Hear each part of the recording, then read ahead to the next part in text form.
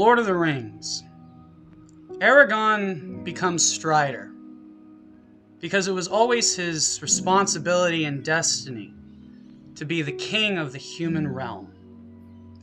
Yet, he ran from that responsibility, and it wasn't out of a sense of cowardice.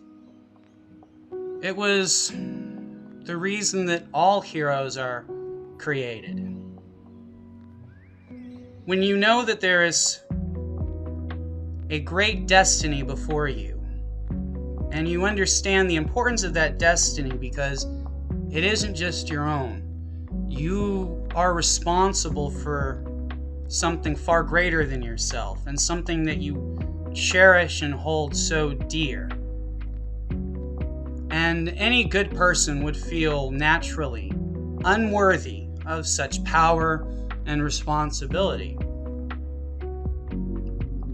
Yet, throughout human history, we've seen that the people who wield power are the ones who ran towards power. They weren't afraid of it, they wanted to take it. And yet, did they want to take that power to do good? For the world? For themselves and all those around them? No, because the world would be proof of that. What the world is clearly proof of is all those who have actually sought power, believe themselves possibly to be worthy of it, but regardless of whatever reason, it's clear that good people bow before authority. Why?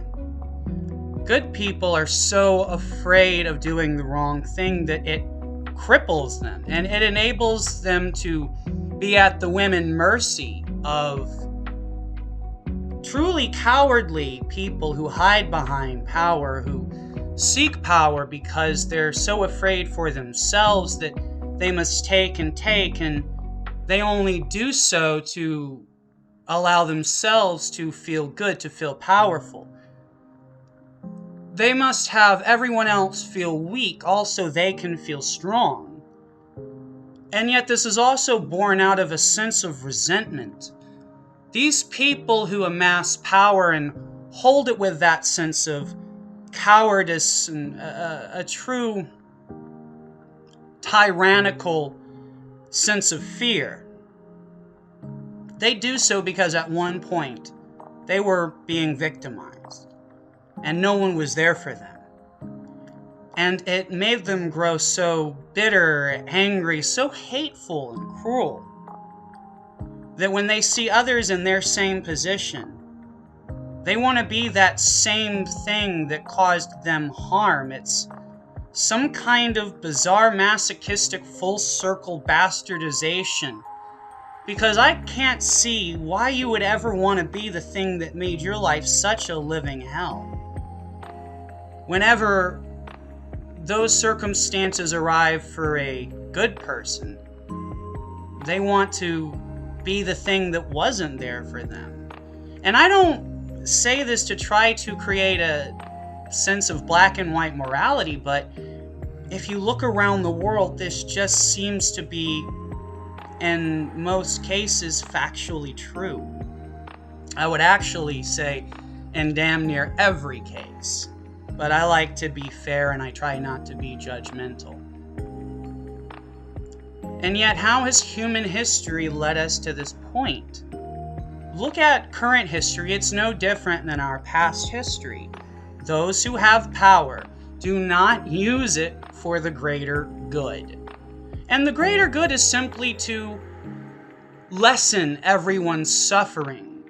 Sometimes you can't cure a disease, but like Robin Williams said in Patch Adams, it's not just about treating the disease, it's about improving the quality of life. There are so many things that we are powerless of, or at least we've been taught and told we're powerless of, but the truth is, I've learned that reality is far stranger than fiction. And in many ways, our fiction is born out of our reality. our fiction stems from people's imaginations, and I keep thinking every time I say imagination that it took so many people to imagine this nation, and that's all society, the world, humanity. It really is. It's these concepts and these ideas that were created and that we were taught and we believe in, and thus it gives them life. That means that reality can kind of be anything that we want, yet reality has been distorted to be nothing but a struggle, a life of strife and suffering. And perhaps, no, I was about to say perhaps some suffering is necessary, but that's what we've been led to believe by those who refuse to suffer and instead create that suffering. I believe that life is made up of energies. And it's so strange that if you're feeling down or sick, and you just sit there and wallow in it, and I'm not trying to judge you, but we all know what it feels like when we're wallowing in something. And yet, if you instead choose to seize the day, play a video game or watch a movie, you feel a lot better. And yet, I think us 90s kids can really relate to this sense of homeopathic healing that was our school sick days. What did we want to do? We wanted to curl up, get super comfy, and just zone out, watch TV or play a video game, listen to music, anything that just made us feel good. And it's really interesting to me that in this universally despised game named Charlie's Angels that came out for the GameCube in the US and the PS2 as well in Europe, that the way that the characters heal through their health items is that each angel has a different passion. So one of the angels picks up a lighter because they're really into pyromaniac shit. And then another picks up food because they like cooking. And then another picks up a CD because they like music.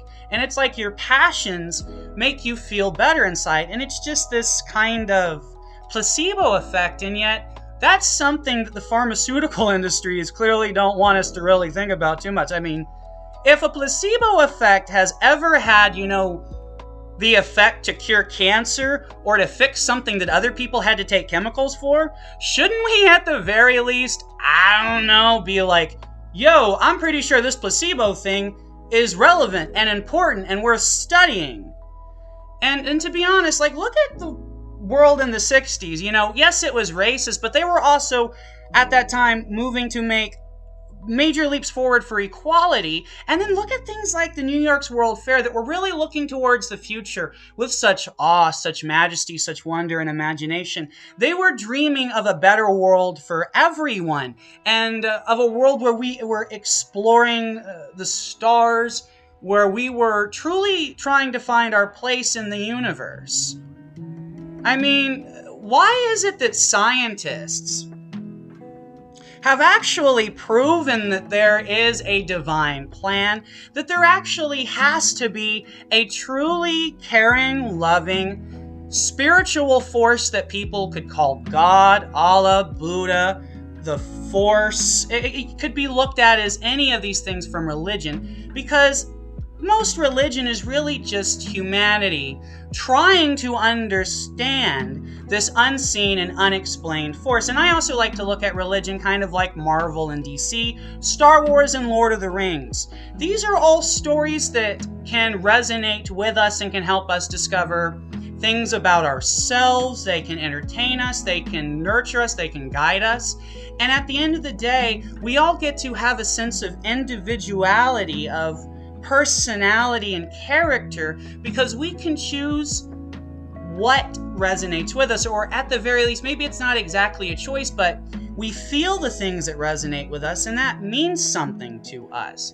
And that's why I think that there is no wrong religion, there's no wrong fandom, because you can be a person who likes it all. You can love God and religion and spirituality so much that you want to participate in every religion, because it all talks about the same concepts and phenomena, and there are so many similar stories. And that's the same for all stories. They're all talking about the same concepts, but just in different labels and terminologies, and with different details and different lore and mythologies, if you will. And basically, all of these mythologies are a mythology until you find your beliefology, until you find what resonates with you. But the beautiful thing is that they're all true, and we just don't quite, they all are speaking a part of the truth. And when you really step back and you look at it all, you can find more of the truth, because every person has discovered something. And the more people you listen to, the more open you are, the more you're going to learn, and the more you're going to uncover about yourself and the world around you. And you will only do yourself a disservice by closing yourself off to these different areas of enlightenment, information, and education. And scientists, as I said, they have truly discovered that there has to be a God. Or, as I've said, the concept of the force, which again can be equated to the God, because I believe, at least in my opinion, and it doesn't exactly matter, but it kind of helps you see where I'm coming from so that we can, and that's what all of this stuff is for. It's all for understanding. The details we shouldn't be arguing over. We should be using them to understand things. And so that's why when I tell you that my concept of God, the thing that I think that, whenever we think of God, we're thinking of something that looks out for us, that guides us, that cares for us. It's kind of like your invisible, imaginary best friend. That's why they've always said God's an imaginary friend for adults. But again, what do we even know about imagination? Imagination is everything that's created everything around us. So if imagination can create science and entertainment and technology and all of these things, and if all of this stuff is all coming from that source of imagination, and if we've had these examples where the patent for a device like a telephone was created by two different people, two different style patterns, but for the same type of device. That was issued a patent on the same day. I'm kind of saying it in a fucked up way, I'm sorry. But essentially, two people in two different parts of the United States both created the telephone on the same day because they filed for patents on the same day with a kind of a separate design, but again, same concept. So all of that stuff is just saying that we're all connected in some way, because whatever this imagination thing is, we all have access to it. And there's been times when we thought we were clairvoyant and we thought we heard other things. And so that's why I believe that God is a force of nature, that it is an energy kind of spiritual being, not exactly a physical one, but I believe that it is the primordial ooze in which everything is created from, that God for me is truly the creating source of the universe. But it's also the loving father figure that, I think people think of as a traditional God. And then I also believe that there are spiritual beings that, people who die, especially people who lived incredibly good lives, that they become heroic spiritual beings that could be seen of like angels, and that they interact with us, they look out for us and guide us and communicate with us. And I also look at it in a Pocahontas Colors of the Wind type of way, that if you just kind of listen to the world, it'll speak to you.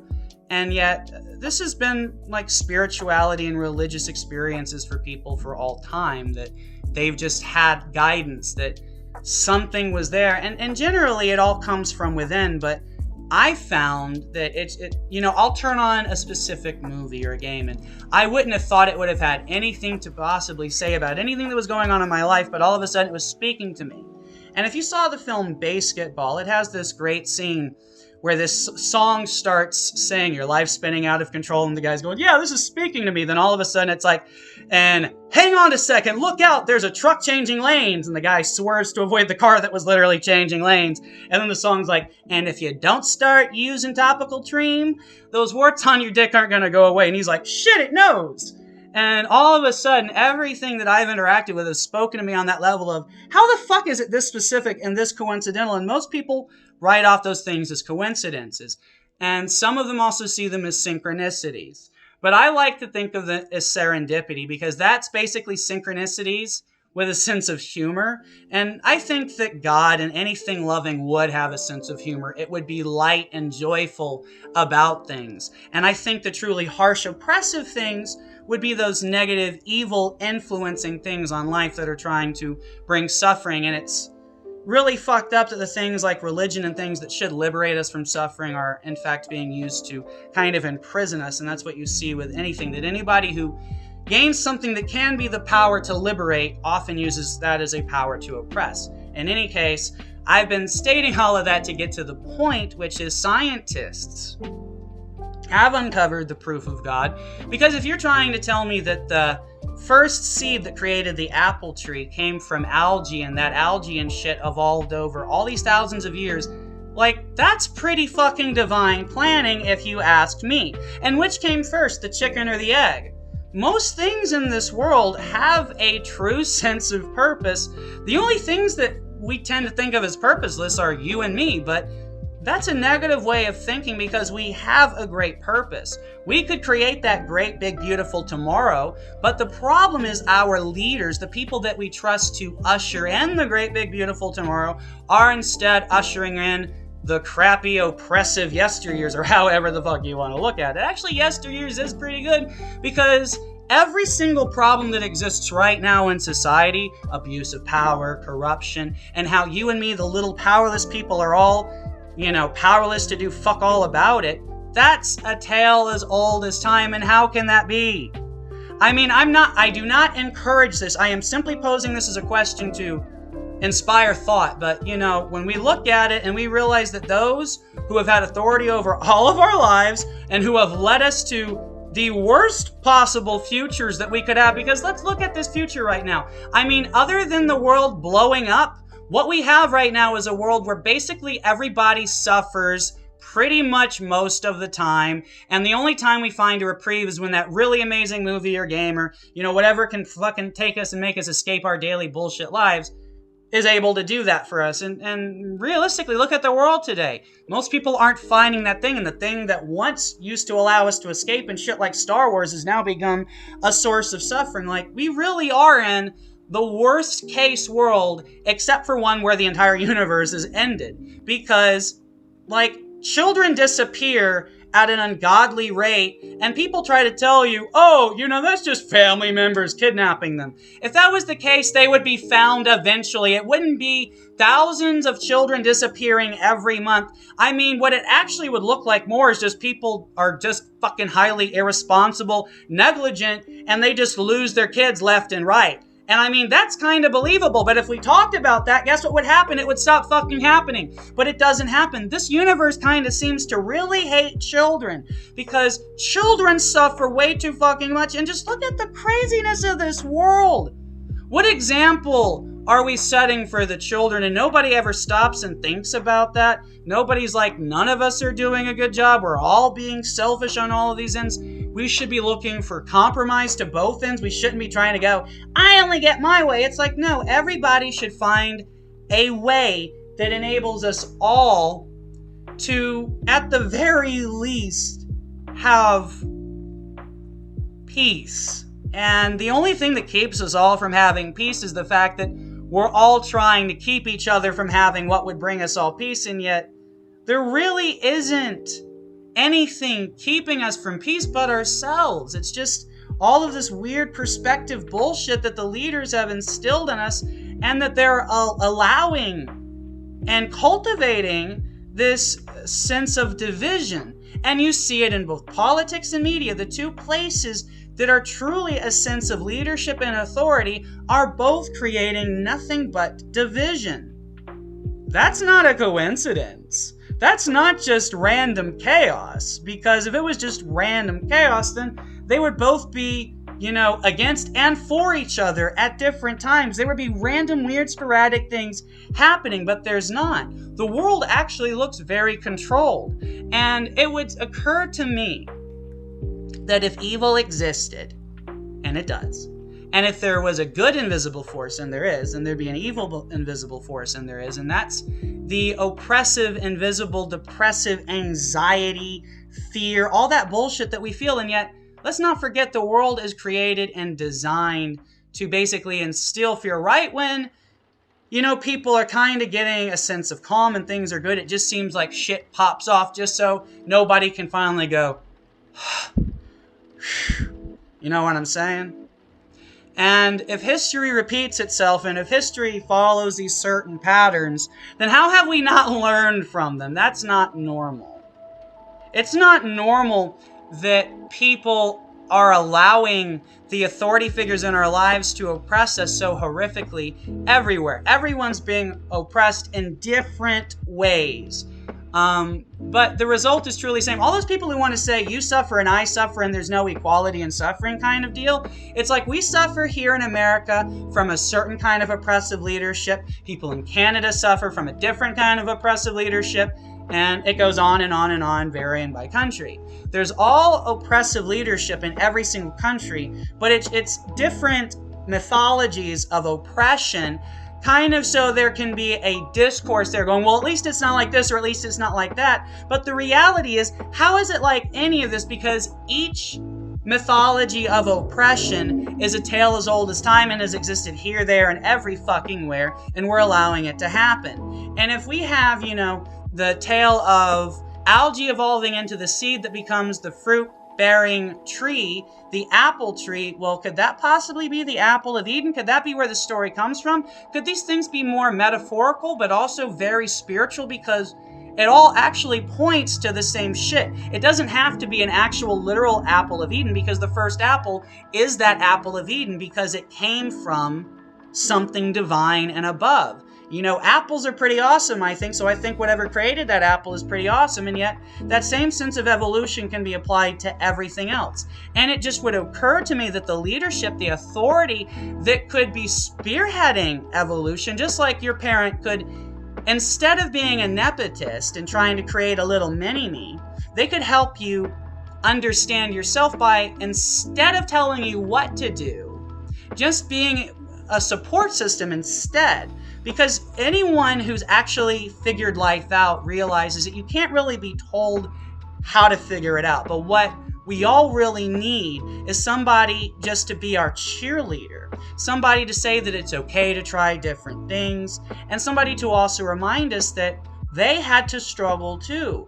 And that it all came from this weird sense of internalized having to figure it out by having to go through these different experiences. And that you can tell someone your story and that can give them experience and guidance. But at the end of the day, if a person wants to uncover who they are and what all of this means to them, they have to go about it at themselves. And that's where freedom of choice, I believe, comes from. Because I don't think any of us would choose to be evil.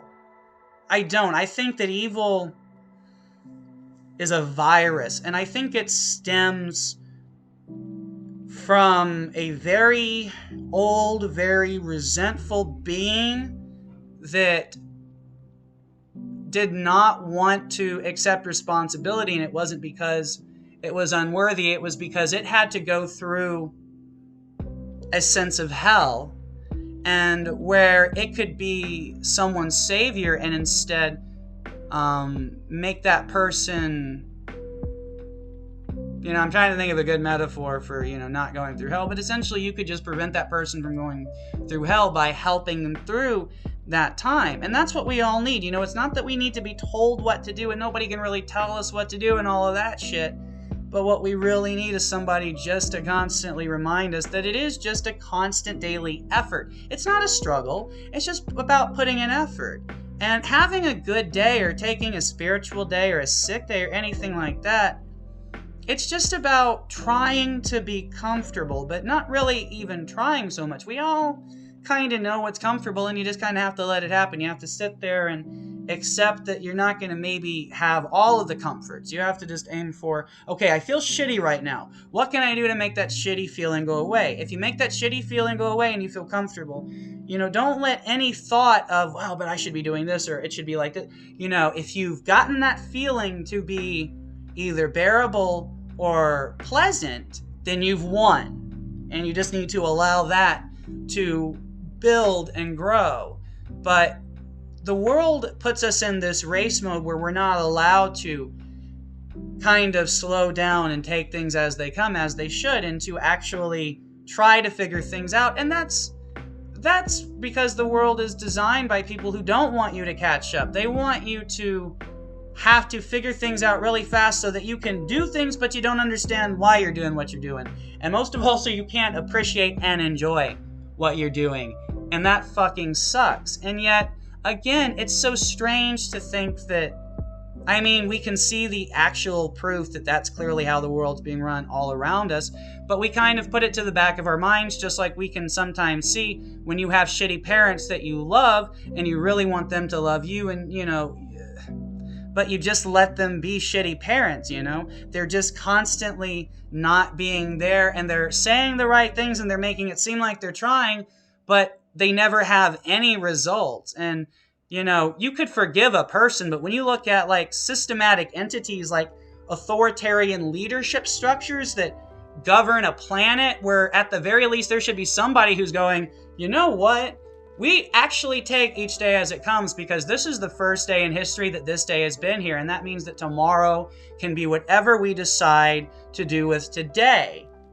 And tomorrow will never die so long as we keep creating tomorrow by simply living in the present.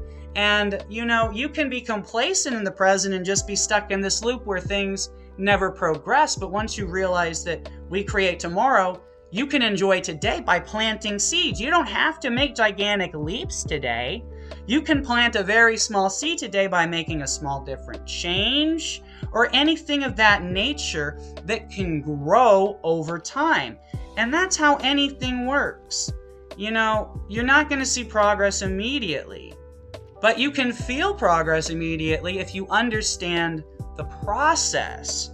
The reason why a lot of us give up on that process is because we're afraid that we're not seeing progression. And the reason we're afraid we're not seeing that progression is because there are all of these things around us that are just trapping this world in a strange loop that are keeping humanity seemingly from making any progression, because, like I've said, we're dealing with the same societal issues that we've dealt with for thousands of years. And the only change is technology. I mean, it's no coincidence that ancient Rome and today are virtually essentially identical, other than our lifestyle changes because of technology. But if you look at philosophy, politics, just things of that nature, religion, spirituality, you know, all of the things that are kind of the wizard behind the scenes, so to speak, the foundations of life, they've not changed or evolved. And the things that were broken then are still broken today and haven't been evolved or fixed. They're still arguing over socialism or capitalism, and instead of realizing, you know, I think the way that we actually run society isn't arguing, no, my way better, no, my way's better. It's going, hey, my way has merit, your way has merit. Let's marry the two. I think that's where family and marriage comes from. Maybe that's kind of the Holy Trinity. Maybe it's that the two people come together and they create a baby. And that's the Holy Trinity, yo. Could be. It's the way I look at it sometimes. And, you know, it doesn't have to be like Star Wars taught us. Only a Sith deals in absolutes. You don't have to be so hard-pressed to these things. These things can have merit, and they can have merit for thousands of years, but they can also be flexible. You know, they're kind of more like guidelines. Like in Pirates of the Caribbean, yo. You don't have to look at rules like they're so strict. You can bend them. You can damn near break them, as they said in Multiplicity. And, you know, you can learn things about life from anywhere. And the people who try to shame you from learning about life are just pissed that you got to enjoy learning about life. Like, think about it. If you learn the same shit by watching a Pauly Shore movie that somebody learned by going to college, wouldn't the person who's going to college be pissed and want to shame you because they were so bored and they had to go to those classes, but you're just as smart as them and you got that way by watching Pauly fucking Shore? Seriously, by the way, did you realize that most of Pauly Shore's movies are all about social political concepts? I mean, Son-in-Law is all about the rustic southern kind of personalities and that culture meeting, you know, the West, where they're liberal and they're more open to things and how they could come together and how when they come together it actually benefits both parties. then jury duty is really basically trying to have you realize, holy shit, people like Pauly Shore are essentially in charge of the justice system because they're in charge of juries, and yet those people can be swayed by fucking anything. And more often than not, they're just trying to get through the shit. They don't even really, care. They're more interested in their own day-to-day lives, and we know that's basically true. We know they're not going there like, oh my god, jury duty is such a huge honor and responsibility. They're like, fucking jury duty, how the fuck do I get out of this? And yet that runs our justice system. It's basically that everything is so fucked up like this that all the people up top can point down going, it's your fault, y'all are fucked up. You're the ones who are responsible for the world around us. But in reality, that's just what shitty parents do when they want to blame their children for all of their children's mistakes. But you know what? When a parent goes to the mall and they lose their child, you blame the parent. When a child goes to school and shoots up that school, you blame the parent. Why? Because if a child shoots up a school, that child is clearly suffering. I'll give the parent who lets the kid go missing in the mall a mulligan. Maybe they just looked away and the kid ran really fast. But somebody who is completely oblivious to such suffering and such agony that it creates such insanity that kid just wants to annihilate everything. Damn, you fucking failed at your job. You had one job, asshole, and you failed miserably. And yet this society basically guilts and shames people out of that. And I'm not trying to say we should show up at these people's houses with pitchforks and torches, but, can't we learn from their mistakes? Nobody wants to learn from any of these mistakes, because to learn from some mistakes, you have to admit certain culpability. But a lot of us feel so guilty, and we accept culpability, and we learn from our mistakes, but then we're like, why isn't the world around us growing?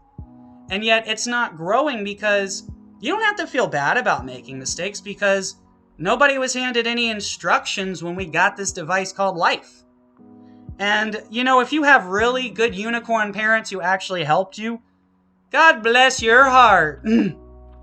Which is a way in the South for saying, fuck you, you lucky bastard. Or at least, that's the way I look at it.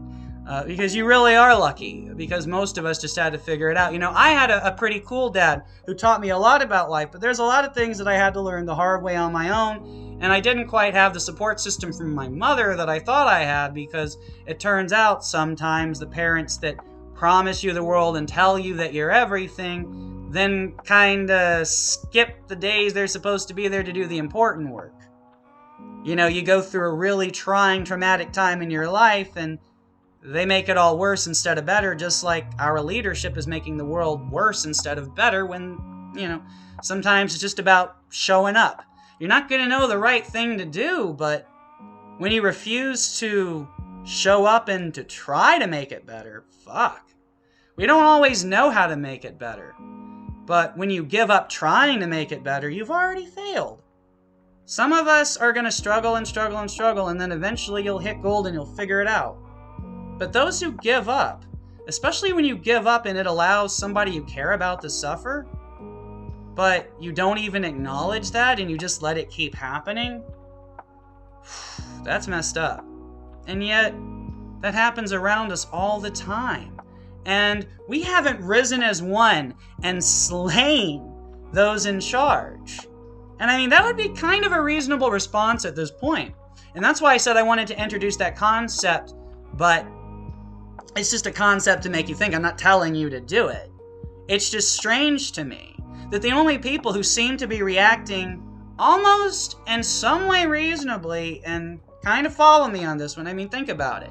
The world looks kind of hopeless from a certain point because everybody just suffers, and most parents kind of look at kids like, these are the best days you're ever going to have. Shit! No wonder kids are shooting up schools. Some of them have seen past the looking veil, they've seen the wizard, and they're like, it gets worse? It's not going to get any better? You mean there's no hope at all? And yet, what's so strange is that some people realize that hope is simply holding on and that life does get better.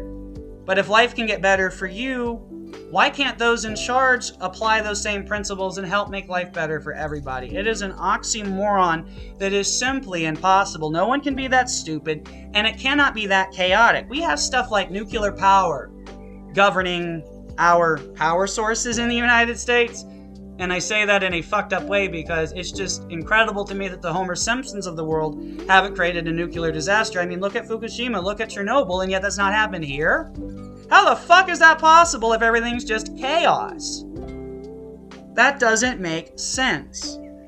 It doesn't make sense that 9/11 is like the only major terrorist attack. If that stuff was like, if terrorism was a big deal, and they could do that, you know, where are the major terrorist attacks? You just had, you know, sporadic ones. I'm not trying to say that they weren't bad, but they're very small, almost isolated incidences in the grand scheme of things when people talk about terrorism. Look at movie and video game depictions of terrorism, specifically Call of Duty and Battlefield, the recent campaigns for those games. They really kind of presented what terrorism in the modern day would look like if all of those warnings and fears post 9/11 were true, and yet none of that shit really had any follow-through. It's almost like the little isolated incidents we saw were just there to basically make us afraid that it was possible. And isn't it interesting that almost all of those incidences basically were created to take away our freedoms? I mean, it started with 9/11. And then look at the Boston bombing.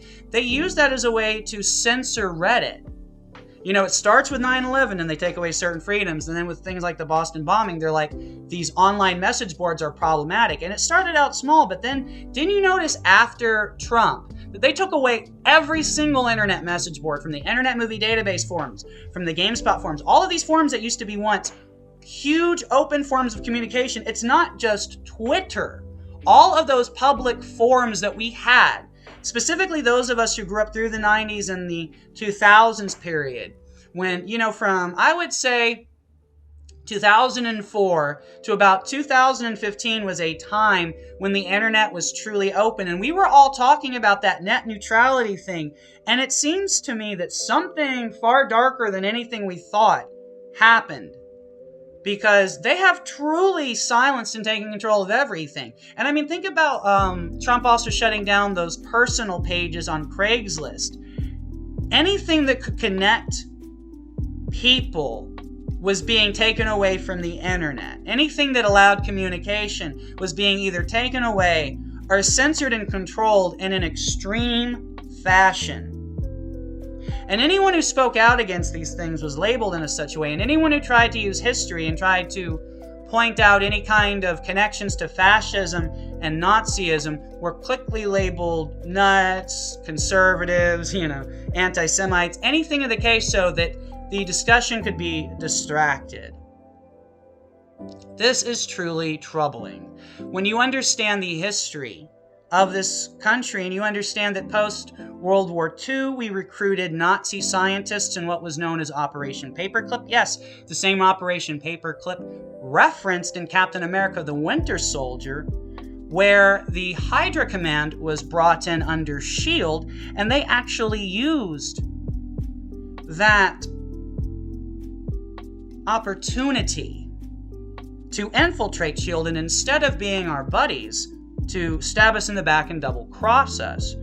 And wouldn't you know it, I'm pretty sure that's exactly what happened, because in Operation Paperclip, the real Nazis were recruited by our government to work on a project called MK Ultra, which was about mind control. And between spiritual magic and a bunch of other shit, the only other explanation for how a society would not rebel against a clear, tyrannical, authoritarian, oppressive leadership would have to be some method of mind control. And it just occurs to me that when you hire Nazis to work on mind control, that could go wrong very quickly. And I'm pretty sure that history in the world around us shows that it did. I think when it came to the JFK assassination and all the assassinations throughout the 60s, that was when the Nazis first put their plans that were being baked post-World War II. So let's say post-47, which ironically would be the year of the Roswell incident, and when we'd have sightings of UFOs after we developed nuclear technology. So there's a lot of interesting things historically happening around this time. There's a lot of disinformation and strangely false reported stories and official stories that kept changing and twisting and contorting.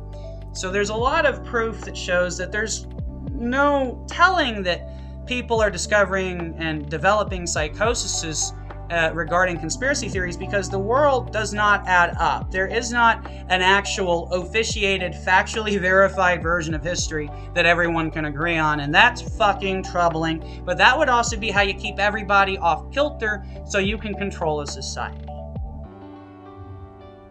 So in conclusion, when I end this video by telling you that I have been led to all of the information that I have presented to you today, and all of the information that this channel has presented since its inception has all come from a divine source of imagination and inspiration.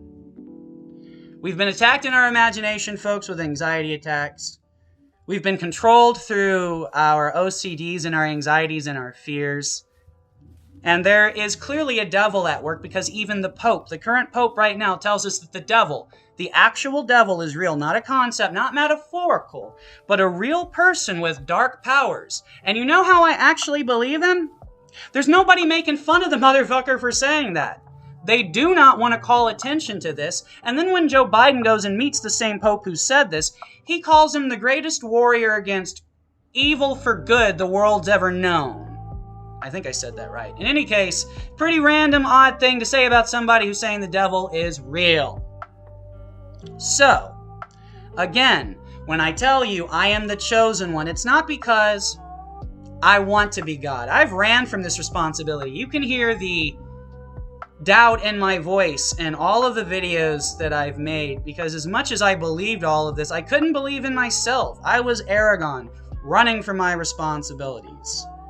You know, when I tell you that I'm chosen to be the King Arthur, it's not because I want to be king. It's because I want to unite us all, and I want to usher in world peace. I want to take care of us all. I want true equality for all. I want a fair, just life for all. It ain't about the power. It's about how I want to use the power, and the fact that I want it to benefit me and you. I know that I can only be benefited if you're benefited, because I don't get off on seeing people suffer.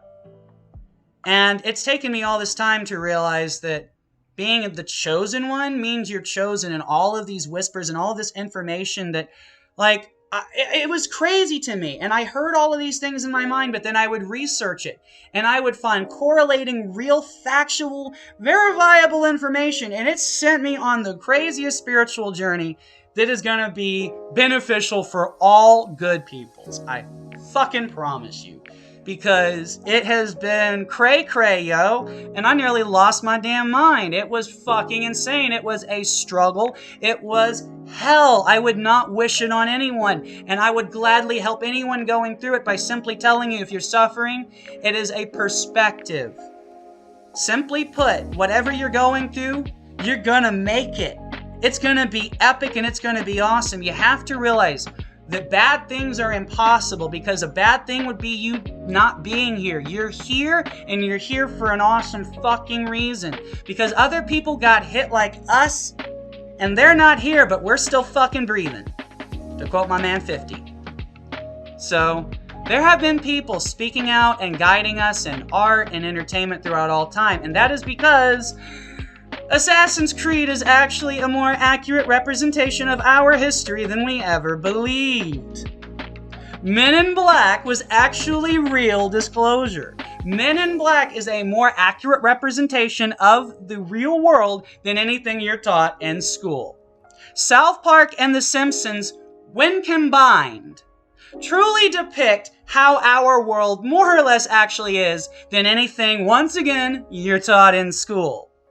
There is more actual truth in Family Guy, The Simpsons, American Dad, South Park, all of these different shows, and Futurama, than anything you'll find in school. And isn't it fascinating that Freemasonry, which is a huge thing in our country, because there are more Freemason religious facilities than there are any other religious facilities, even when you combine all religious facilities, you know, from all denominations and consider them all together. Yeah, the Freemason ones outnumber them way by fold.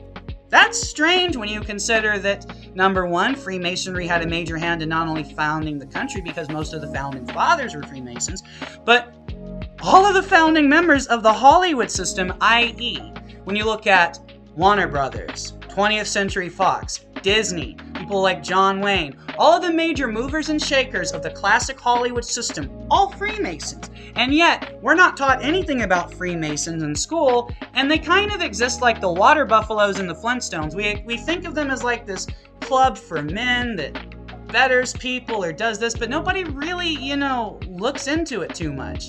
It's just kind of there. And on top of this, my life was nearly derailed by a court case in which I had a lawyer who I accused of working with the district attorney to destroy my case because, it basically proved that the city did some really horrible shit. And in turn, my lawyer fucked up my case so badly so that I narrowly, didn't have my life destroyed. But what would have been a case that proved the city was fucked up and needed to change its behaviors in regards to how they deal with people who have supposed mental health difficulties, especially people who are homeless at the time.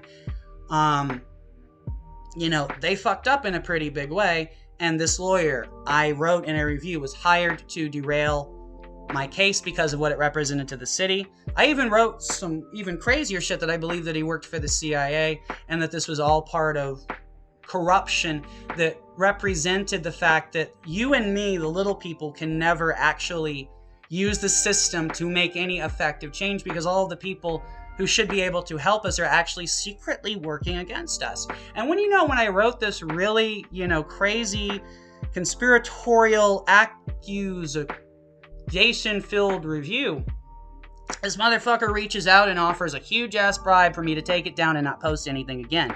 He actually did this several times because after I took the first bribe, I put the review back up because I'm an honest, honorable person. I wanted his money because I needed it. Like, there's always been a time when we've needed help and we've needed money, so why wouldn't you fuck over the evil person? Evil corporations fuck us over all the time. Needed the help. Gonna fuck over the evil person who fucked over my life. No doubt about it. So I put it up again, reached out again, and still offered me the same deal. Then he made all of these threats, threatened to call the police, threatened to do all these things about harassment. And, I kept harassing the motherfucker because I wanted to see what he would do. And he just basically did nothing. He was all bluster and bullshit.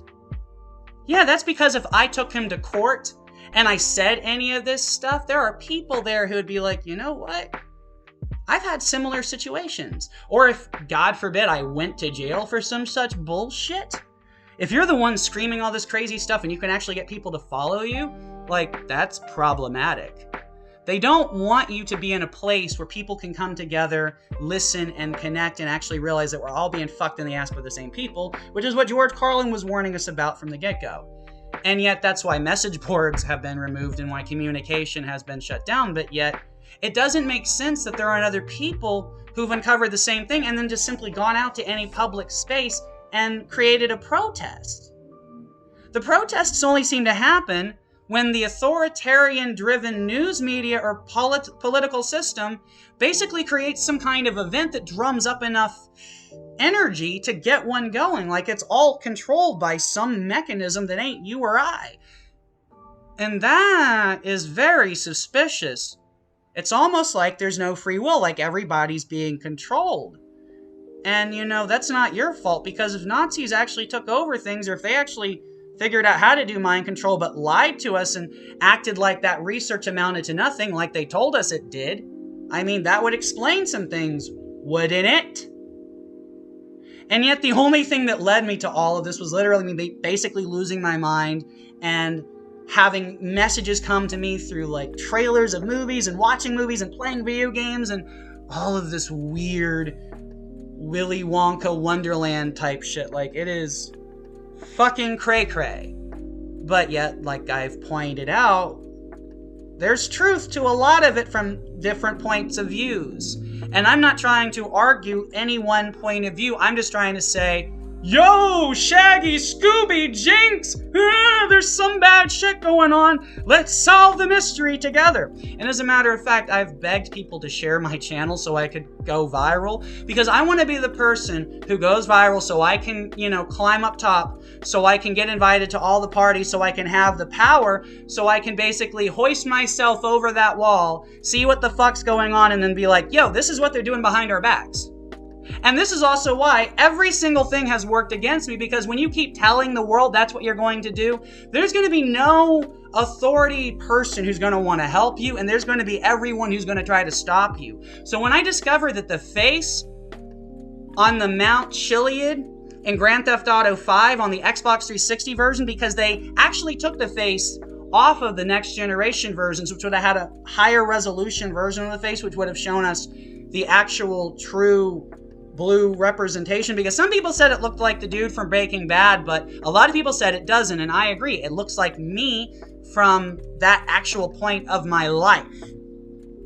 And if that was the only thing I saw and that was the only thing I was harping on, I think I was crazy too.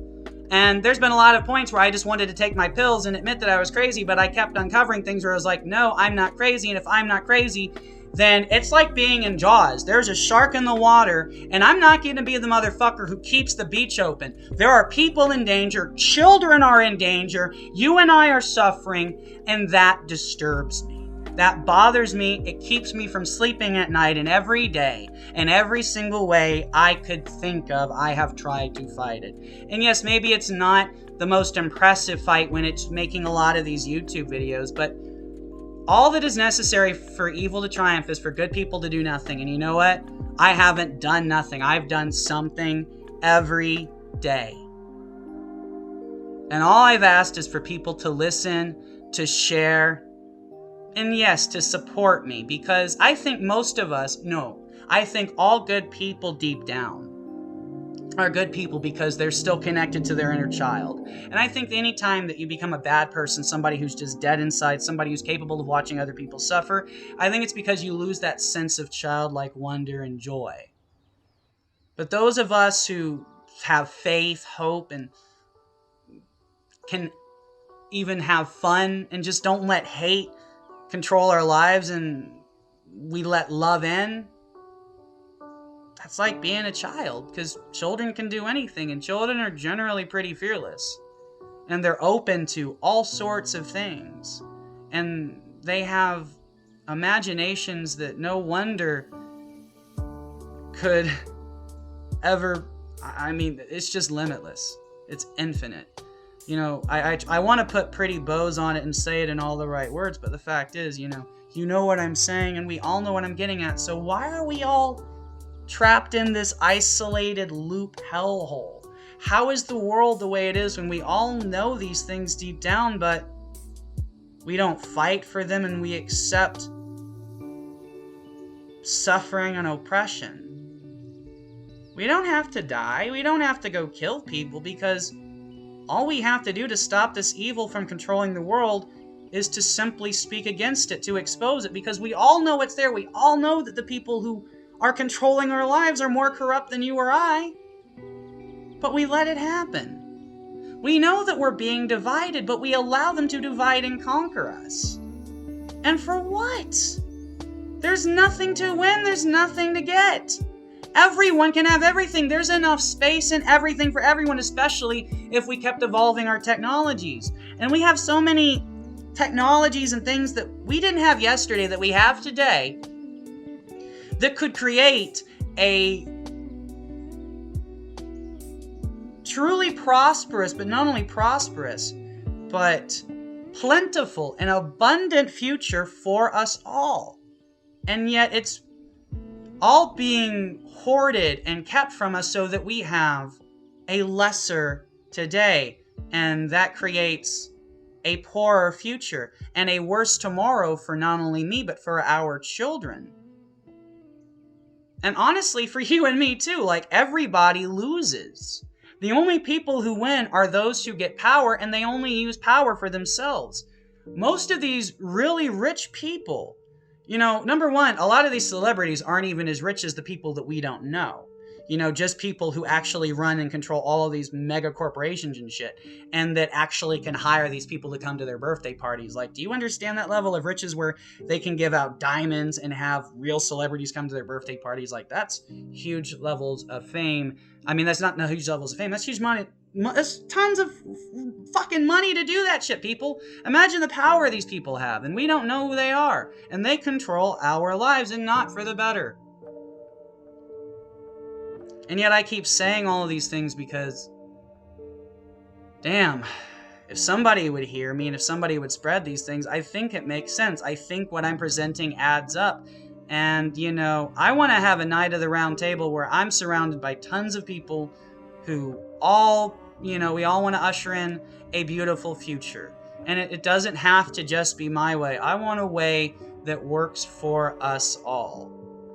I'm not the person who has to see his stories told, his video games made. You know what I'm saying? I've appreciated, been grateful, and enjoyed everything that everybody else has created. I'm the person who would love to help every other artist see their vision come true, because then I get to sit here and enjoy it all. I love watching movies and playing video games, so helping y'all see your visions to reality, that'd be pretty epic, because I've loved pretty much every vision that I've seen from pretty much every visionary, artist, and Imagineer that's ever lived. It's all awesome to me.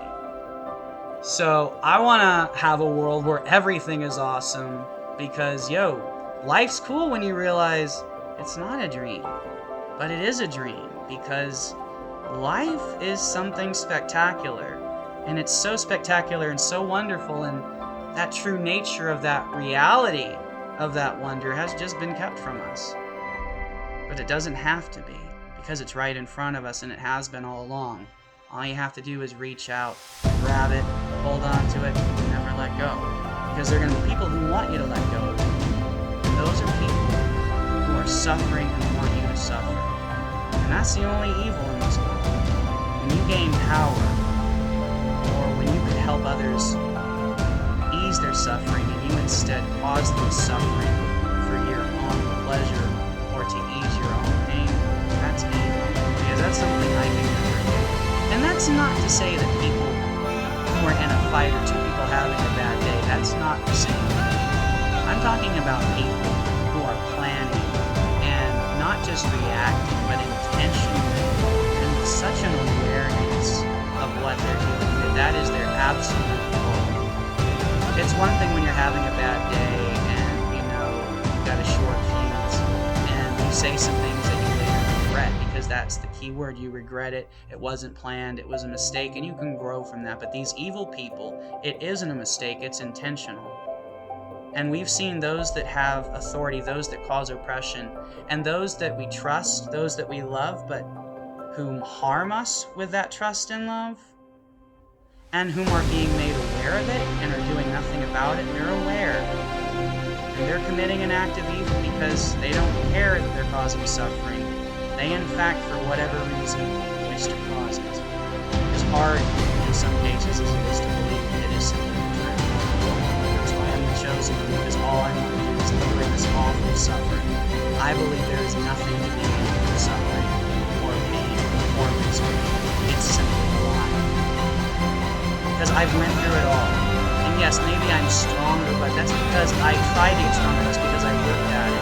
Suffering did me no favors. It in fact made things take longer. It made it harder. It made it more difficult.